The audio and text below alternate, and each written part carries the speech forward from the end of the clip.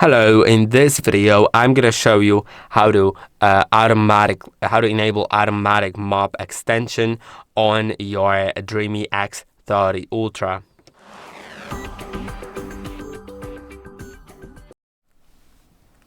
In order to do it, you will need to click on three dots in top right corner, then select the AI-driven mop extend setting.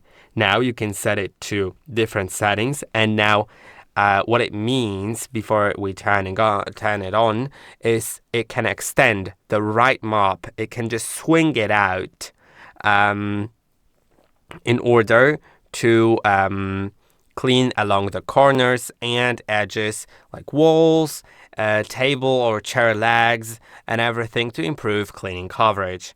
Now you can set it to AI driven, and you can set it to intelligence, which means the robot will adjust its mop extension strategy for different scenarios to balance the cleaning efficiency and battery range. You can set it to standard, which performs once every 7 days in global cleaning, and high frequency, which performs in every task with declined efficiency and shorter battery range.